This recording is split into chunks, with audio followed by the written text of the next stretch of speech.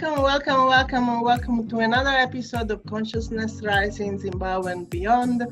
And this is your host, Antonella Bargione. And today I've got three Australian participants, guests, in our interview and conversation.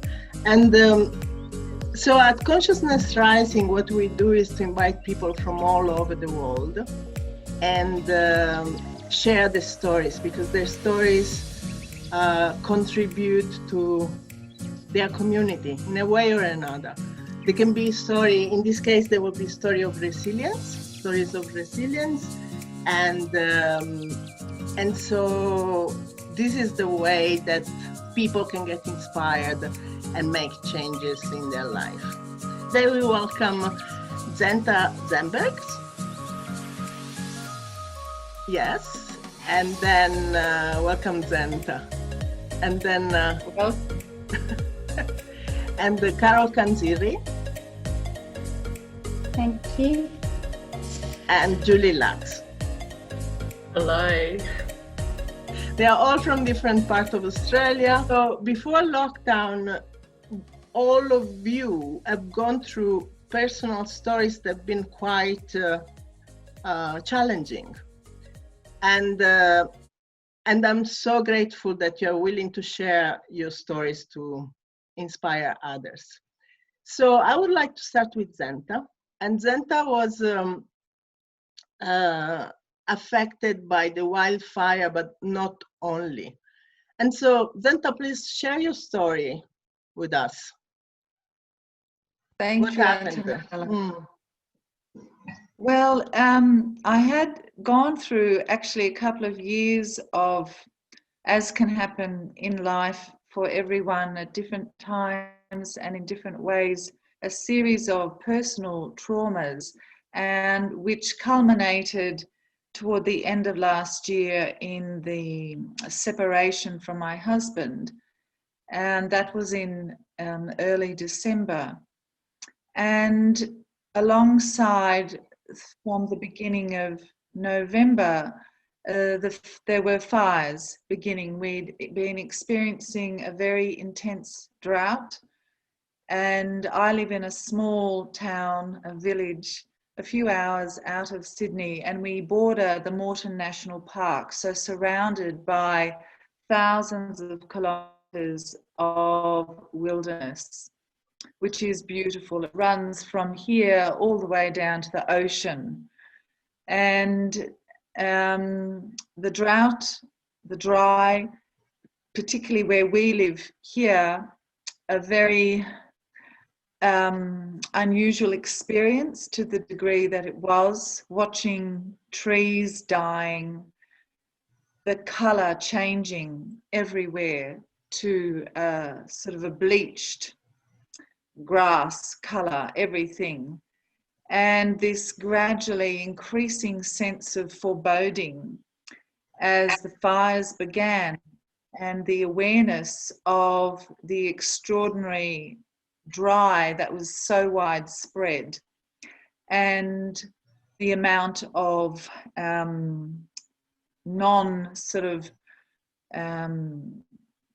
cared for bushland that had overgrown through many, many decades. The traditional people, had ways of living with this land of burning off, and that hasn't really been taken up. I think that's going to change. So conditions that began to feel increasingly ominous, and indeed it began to unfold, where the fires began, and the momentum and the dry, the heat, all the conditions were just building. And so through December was this extraordinary sense of the tension of daily life, with this backdrop that so many of us in this area and other areas had never experienced before. Some people in other lands are perhaps more accustomed to this nature of fire. And it did develop to the degree where literally in our small village, people were wrapping their houses in foil and barricading their homes as a desperate sense of wanting to ensure that their house may not burn if the fires came. And due to the nature of the spot fires, the flames that get thrown across huge distances by the intensity of the wall of fire that was just advancing, thousands of kilometers of trees and forests. So in the end,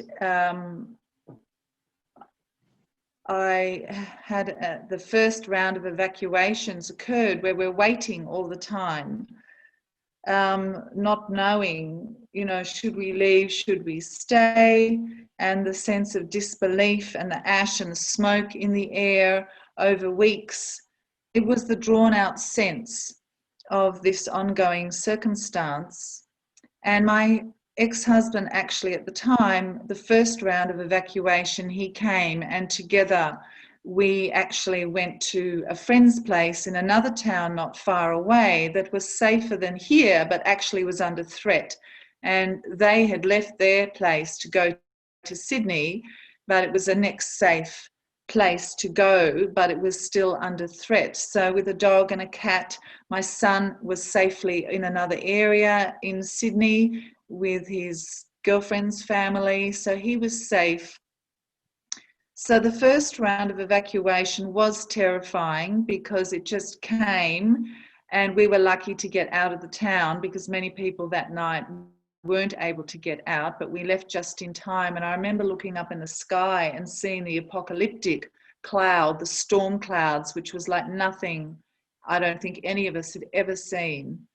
And it was surreal. It was like all of a sudden I realized what so many people go through in war, because that was how it felt. And we were away for a few days, and there was the constant focus of watching the apps, getting messages of what was happening, if people's places were burning down, if the fire brigade was protecting streets or areas. The shock coming back, but it wasn't over. It was just safe to return. The house that I was living in, which was a rented house, was still here. And alongside that, there was a couple who had taken residence underneath the house because the fire brigade had nominated this concrete cave underneath the house, you might say, as a safe place, as a last resort. And they had wanted to stay to try to protect their house, which was close by. Mm-hmm. When we got here, the woman was still underneath the house, and she was so traumatized through having gone through the nights that they'd gone through, she couldn't come out from underneath the house. So it really was like living in a war zone. She was so traumatized, she did not feel safe to come out of the bunker. So she was underneath the house, and the husband was sort of moving back and forth, filling their house with plugging things in so ashes and fire didn't come in and capture it. Then there was a second round of evacuation, which we did, but again, it was seeking refuge with people who opened their home. But again, you've got a cat and you've got a dog, you've got everything packed, you've been weeks and weeks going on, you've chosen what you want to keep in case the house burns down, accepting you'll let go of everything else. It's just a matter of saving your life and the few objects. So they're in the car, but then wondering whether through the night ash would fall and the car might explode and burn up, and that would go. So never sleeping, and the smell and the sounds. Second round of evacuation was experienced, coming back again, and then still being here. This fire is still raging, but we're in, gone through a peak, point where it's like safe, must go. And then, another week or so passing, and the constant daily terror and anxiety, and most people in the town had left. Many people had left. Most people had left because they couldn't bear the tension. Even if there was this rationale like, oh, look, we're right in here and we would be protected and surely the fire wouldn't. But coming back into the town, just the fire that had burnt out areas, friends of mine, their stone house completely burnt to the ground, a stone house. And they had actually just left. She'd been renting there for 8 years and they'd left and gone to another village close by, and another family had moved in and lost everything. So it was the volatility, the uncertainty. So the third round came. That was over a period of a couple of months. Yeah, okay. From so between the end of November, between the first evacuation and the second one. No, that would be a few weeks. Yeah. Okay. Well, actually, the second evacuation probably happened 10 days after the first one. You know, I can't actually remember now. And that's something that a lot of people notice when you go through these things, your memory kind of moves into one, and to try to re-identify everything is like looking at a map again and having to logically go through it. But I do know that was around New Year. Okay. And then it was sort of like the next week or the week after. And then the third time, I was completely, at this stage, my ex-husband, he had, moved into another way of coping and needing to attend to other things too. And because it was very awkward. And this is sometimes the way that in these situations, there are these details that people are carrying in their personal life that add to the surrealness, the complexity of how you navigate choices. And everyone around me, we all made choices very at the last minute. Like someone might say, no, I'm going to stay. And then all of a sudden you get a phone call or you'd send them a message and they'd say, I just couldn't, I had to go. I'm not here anymore. I've left. So this sort of flux and flow, which is understandable, of everyone's decision-making and toleration of different points of pressure, you might say. And finally, the third evacuation, I was on my own, and most people and all my neighbours had left again. And I remember thinking, I don't think I can do this again.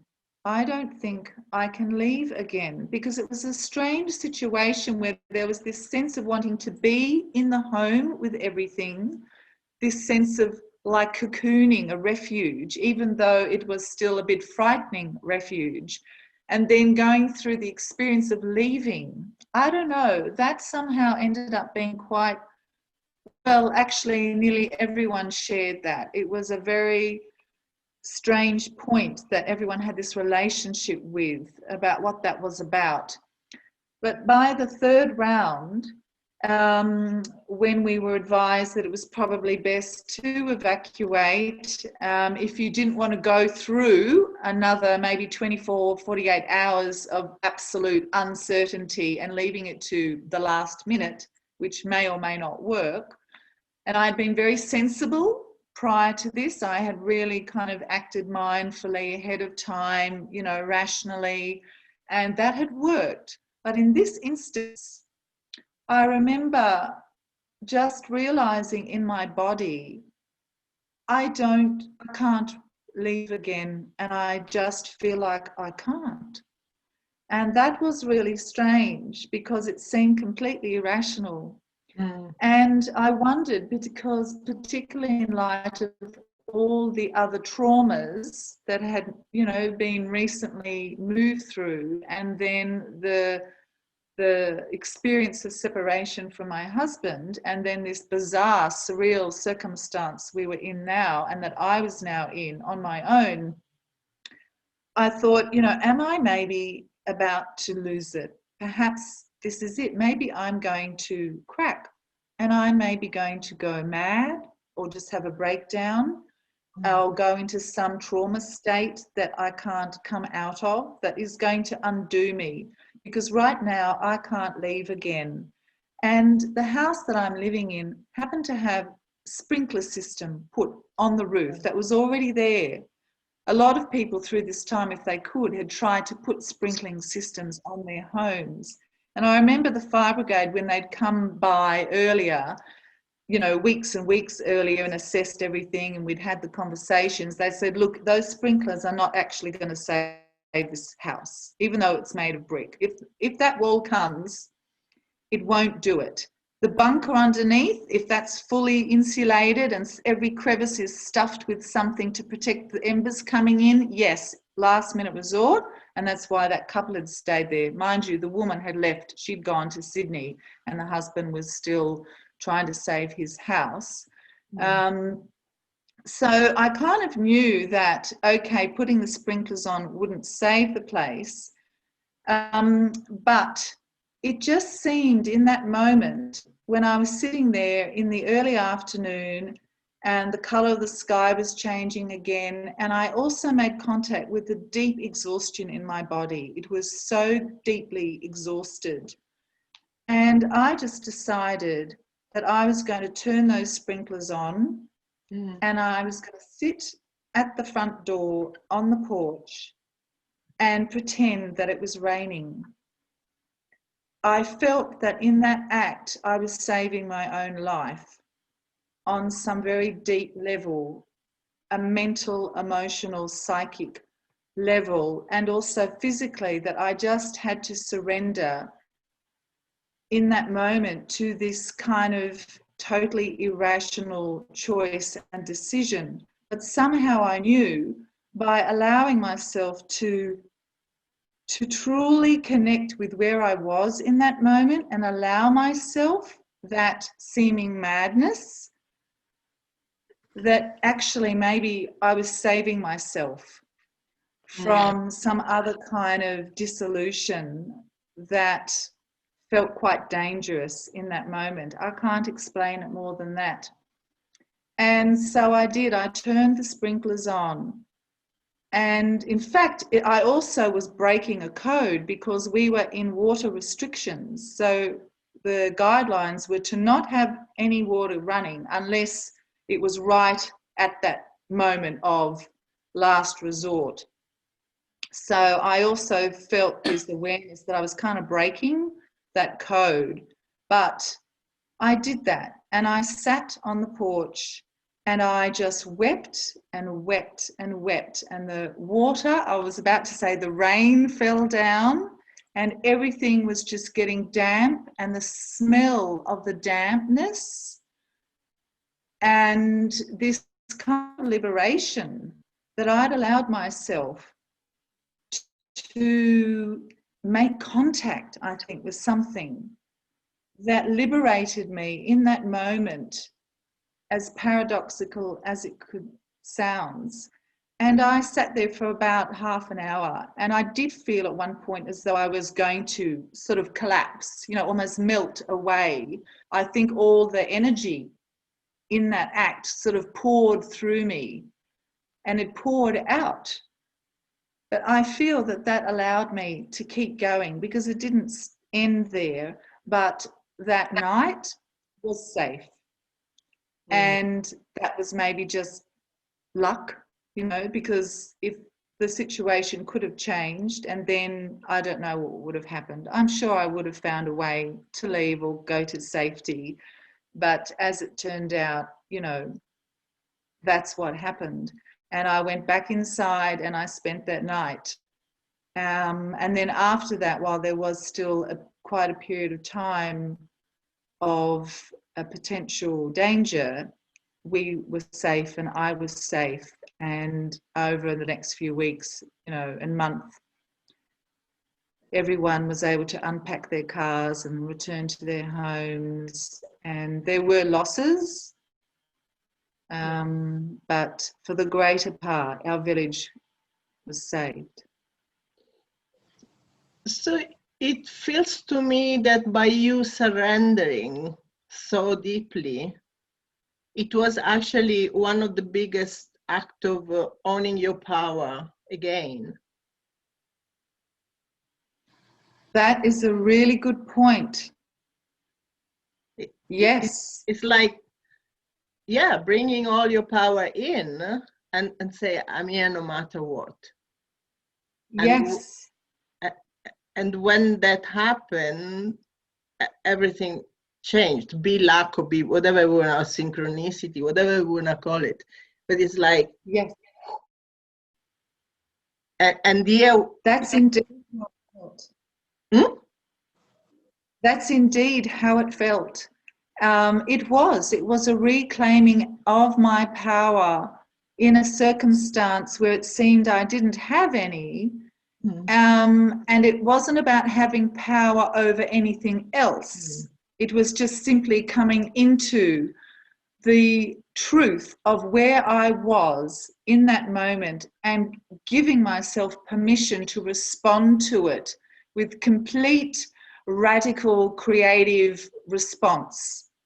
That was absolutely purely what presented itself and arose through me. And I also took full responsibility that this was an act I was making, and I did not know what the outcome was, but I took full responsibility for it. Yeah, yeah. And it was beautiful. Yeah. It is beautiful. It is beautiful. And also, when you have to deal with this power, which is completely beyond you. I mean, I remember I have an experience of fire when I was 5 years old. I remember they came to the house, banging the door. There was I was in Sicily at that time, and there was this big night of Sirocco wind, which is the wind coming from the south, from Africa, and we had to run away through a boat. And so it looked, if you looked at that boat, it looked like a boat of migrants at this time. It was much smaller, but we were probably 20 people on that boat. So we had to run away like in 2 seconds. And I still remember, and I've got that memory, I mean, it means 50 years ago for me, of a pine tree, a huge pine tree with the wind just flying somewhere else. So, to be there for 2 months and under that experience must be really what it does to your body. I don't know. But this owning your power is such a beautiful thing, because so many times we are in a situation where we think we can't do anything. And yet if we stop, maybe we can listen to a different answer from within. Indeed. And it's not something that you can really do with your head, with your mind. It really is exactly that. It's a body thing. Each decision and choice that I made, that everyone around me made, no one could determine what was the right choice for anybody else, the right timing, the right response. It was really, and I think so many of us in our community discovered that. A lot of the women particularly had big conversations through and after, and they're still being had, about qualities they discovered in themselves. And even in situations where they differed with their husband's choice, they made a choice that was different. At first, maybe they went with a certain choice, and then sometimes they said, I just had to make a different choice for myself. You know, he was making his decision and choice, and that was true for him. And then I realized I had to make my own choice, because that choice wasn't working for me in this extremity of rarefied, unprecedented, you know, life or death. That's what it felt like, life or death. And so there was something profound that gifted many of us, but you could never determine how. No. So also for you, not only surrender, but also trust and intuition were there, the last minute. I mean, at the minute just before the choice. And that is going to be the beginning to go to Carol and to hear your story, Carol. So Carol Canzirri does body work and many other things. And so tell us your story, Carol. Around December, and around Christmas time, I got a message from Spirit pay up your bills, you know, go out advance in your bills. And because I do body work and, you know, money doesn't always come in, it may be slow one week or it might be busy another week. So I listened to Spirit. I was going, you sure? It should be okay. I don't need to pay up my bills. And they're going, no. Be ahead in your bills. So I've put all my bills like $400 in credit, which is unlike me. So I did that. And I thought, okay, yeah, Christmas is coming along. I'll probably have less work coming after Christmas. No problems. Well, it didn't. I was busy over Christmas and following into January. And then February came along again and Spirit said, put money into your bills. And I'm going, oh, but I'm already in credit. You know, I don't really need to do this. And they went, put money into your bills. So again, the credit went up again on all my bills. And then as things were evolving in our situation at work, I knew things were going to happen. So, you know, bringing in protocols, as in hygiene and, you know, as it started to ramp up within Australia. And then we would get messages from our association that we're linked with about what to follow, what to do. So we'd be following them and they would be instructing us whether we could work or not. We'd be watching the emails. And it came to a Friday. I was actually supposed to start work. No, the Thursday before the Friday, we got an email saying that we could only do a half an hour treatment. So rang my boss and we notified all the clients that we could only do half an hour treatments. So then the Friday came the next day and the email basically said, cease work, stop. And we talked it over, me and my boss talked it over, and I said, legally, if we start working again today, we're up for $50,000 fine for every person that I see for a half an hour. I said, your business is not worth that much. We can't put your business into that stress. And she agreed, and we cancelled all appointments. She notified all clients that the clinic was closing down. And up in the air, we had no idea how long the clinic would be shut. And I sat back and I was like, went into personal head stress mode, going, oh my God, I've got to this age and I've now got a job that I may not have a job. What am I going to do for an income? How long is this going to go for? So my head is going a million miles an hour. And as I'm sitting there, this word just comes through from my guides. Trust. It's going to be okay. And I'm going, oh, but I've got bills to pay. I've got this to do. I've got this to do. Trust. Just trust.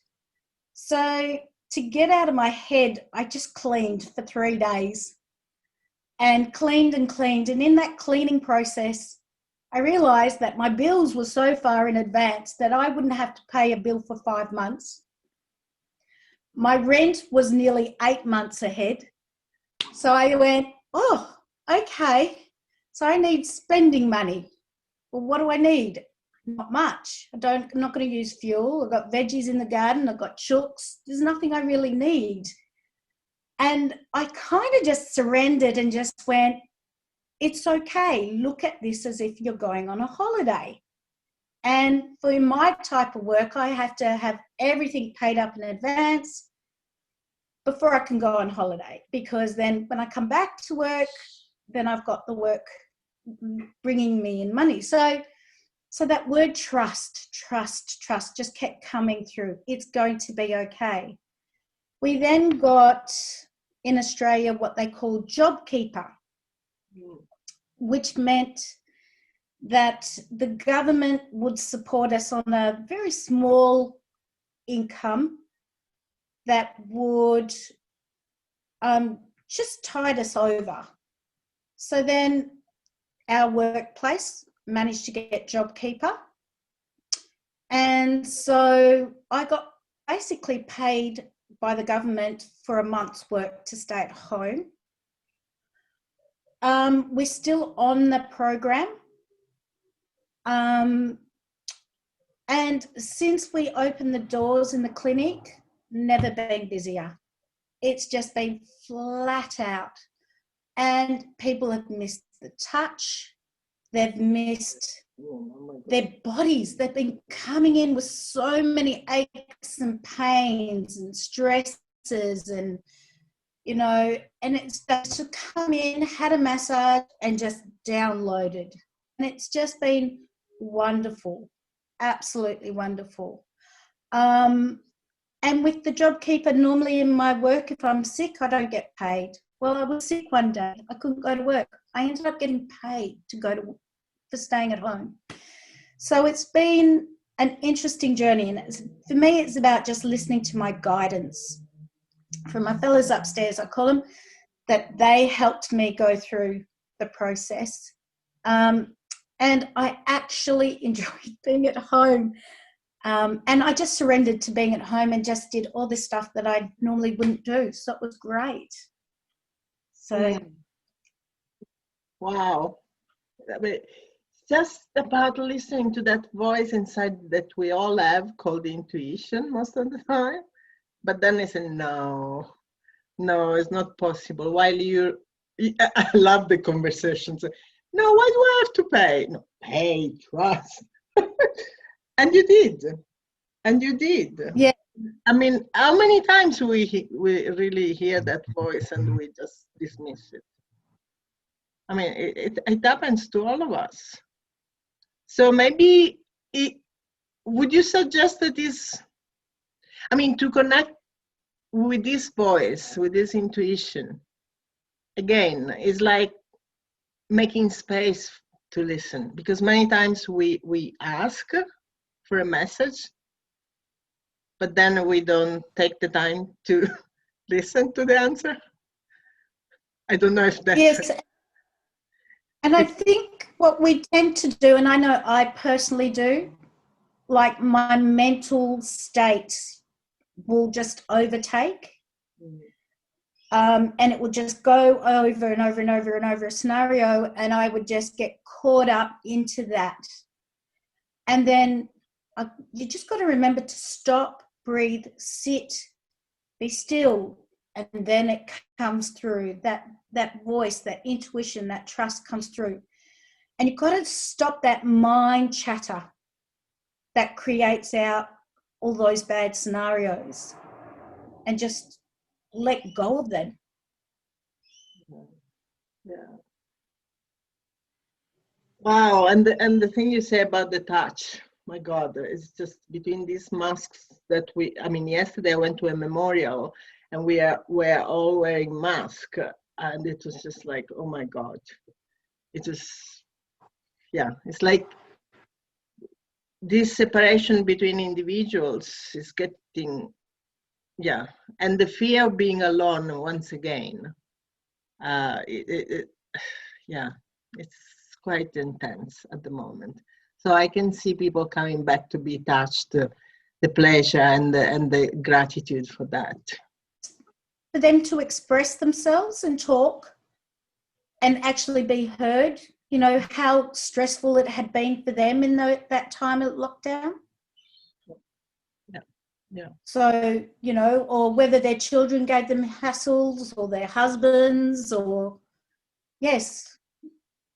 Yeah. You know, it's to be heard. Carol, thank you very much for your trust, your intuition, and also gratitude.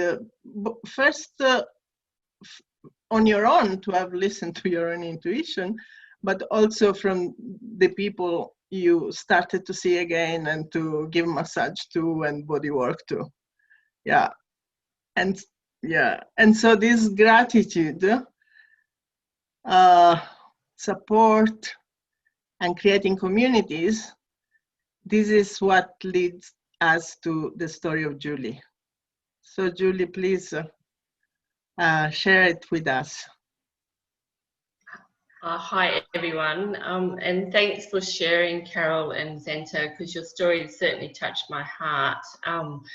And there's, I can feel the anxiety of having to live through bushfires, and I think what happened, actually Carol came and visited my farm down in the bottom of Western Australia. We have an apple orchard and the apples were getting ready to grow, and Carol came down to visit me, and we were on the quad bike and we spotted these black and white cockatoos in the orchard, and they wouldn't leave. And there was just 2 of them, and it was actually interesting because I had never seen, usually they'd fly away, and they didn't fly away, did they, Carol? They stayed, and so that raised my awareness that we needed to keep an eye out for these cockatoos. They eat the apples, and so every day I had to go out, and then they grew from 2 to 4 to 6.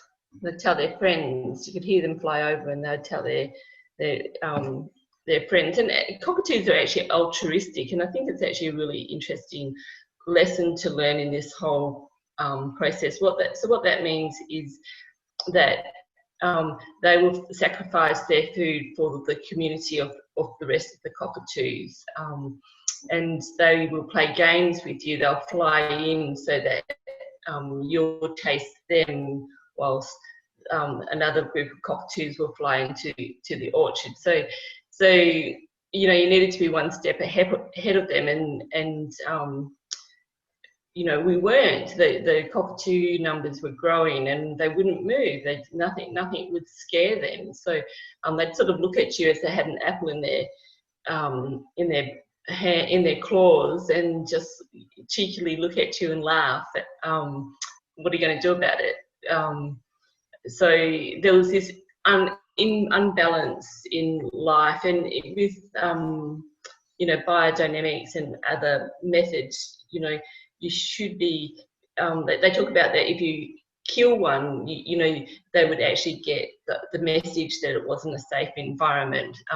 But the black and white cockatoos are protected, so you can't do that. And they did really look at you like, what are you going to do about it? So there was the knowing that they had this upper hand. And there was a part of myself and my husband that we tried very hard. You don't know what the end of the story is going to be when you start at the beginning of the story. So we worked very hard to try to keep the cockatoos out of the orchard, and every day, you know, we would do from 4 o'clock in the morning when the sun rose down south at the beginning of at the peak of summer to, you know, 8 o'clock at night. So this whole time frame of trying to keep the cockatoos out of the orchard on a bike, so you go round and round in circles, and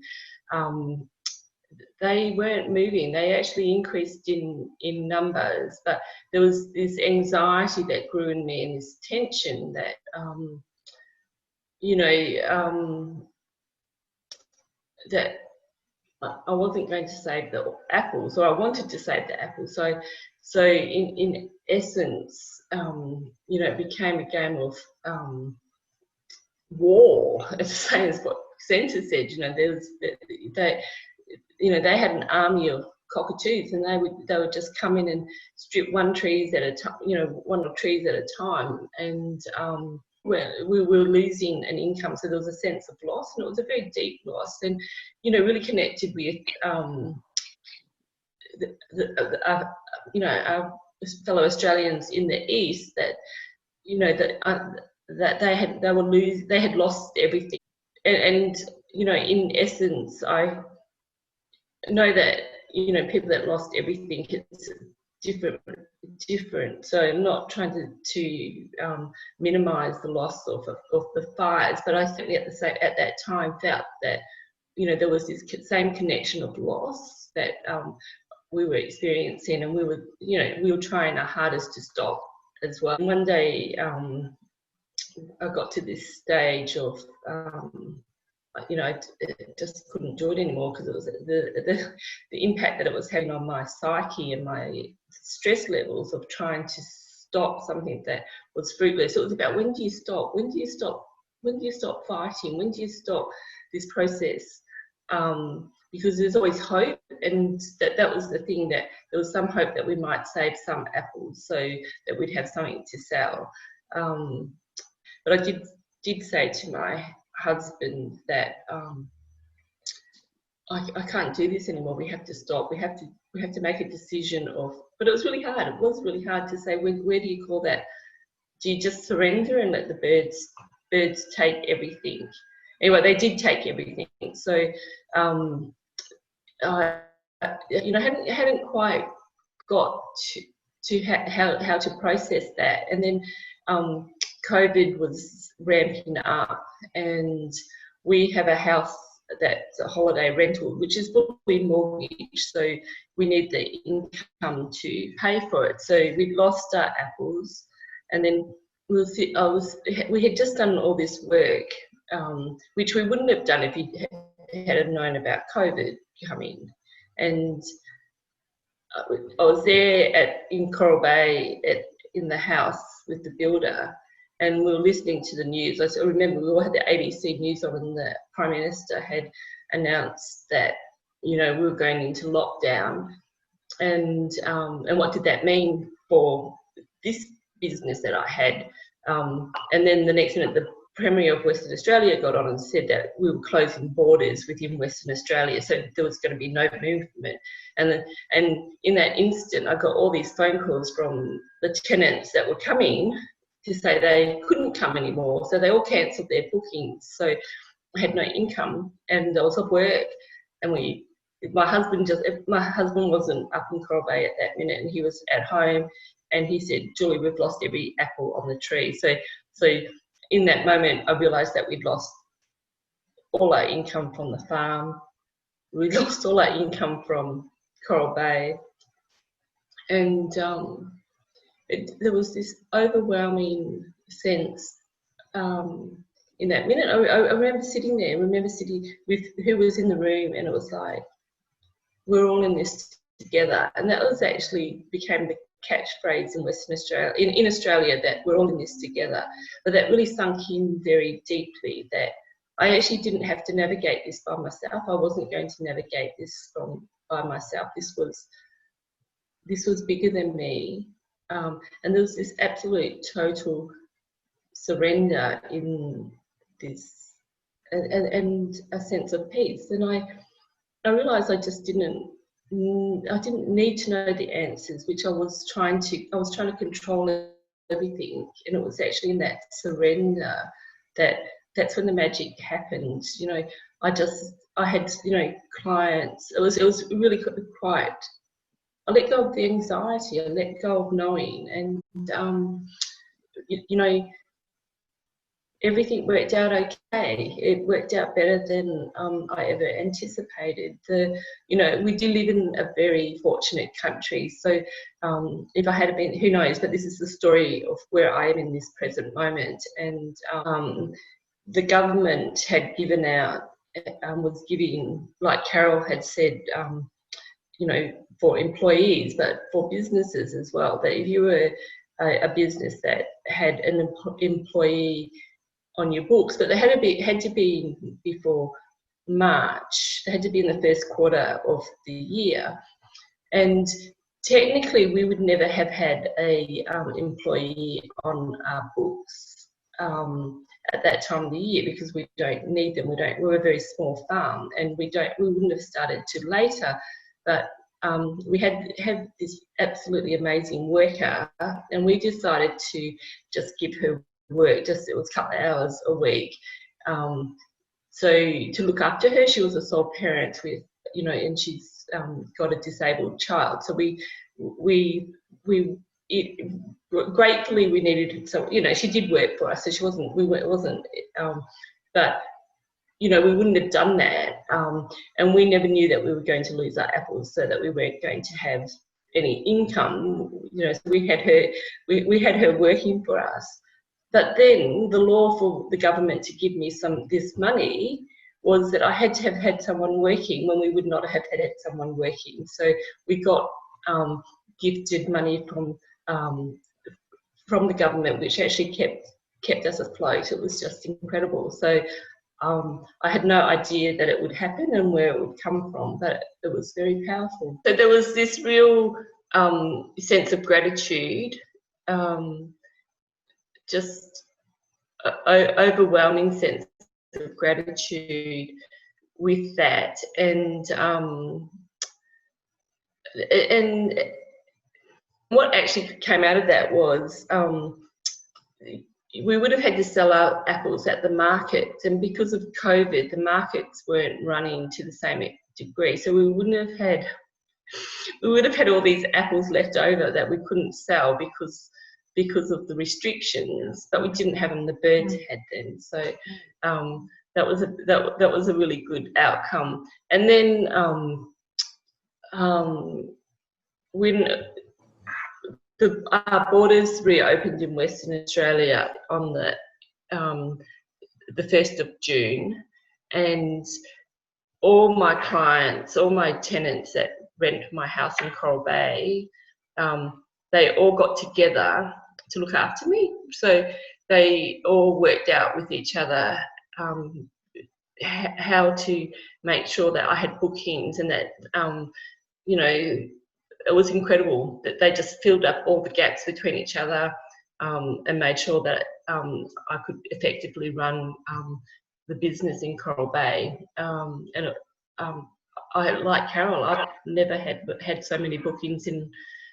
It's full all this year, and it's full all next year. So it was, you know, this absolute total surrender. And my husband and myself smile all the time, going, although the cockatoos called, and I don't want them again, I'm not asking for them to come back, stay away, but you know, there's a story in that, and there's you know, sometimes I tried to control a situation that I had no control of, but I held on to hope. I always had some hope, but so I don't know, the depth of it is that things happen, and when it's happening, we really don't know where that's going to lead us, and what really is the significant spiritual lesson in that. Yeah, and also sometimes we hope that things just go away. Yes. No, they're gonna go away. They're gonna, and unfortunately that wasn't the case. But also, when we were talking before, one thing that completely struck me is that the cockatoo, and the general, you know, that you lose every season, you can lose one apple tree. I mean, one apple or two apples. How do you say? About 5 apple trees. 5 apple trees. 5 apples. 5 apple trees. Trees. It's kind of it's normal. But then what I was shocked to hear is that originally they eat only the seeds, and they let the apple rot. But in this case was completely different again, because they were going on the ground, which they generally don't do, and they would also eat the apples. Correct. And we even named a couple Bonnie and Clyde, because they got drunk and they wouldn't go, so they'd eat the apples on the ground and they'd hide under the trees, and that behaviour isn't normal from cockatoos. So everything about their behaviour wasn't normal. And that could be the fires. Maybe there was not enough food out there. Maybe not. We don't know. We absolutely don't know.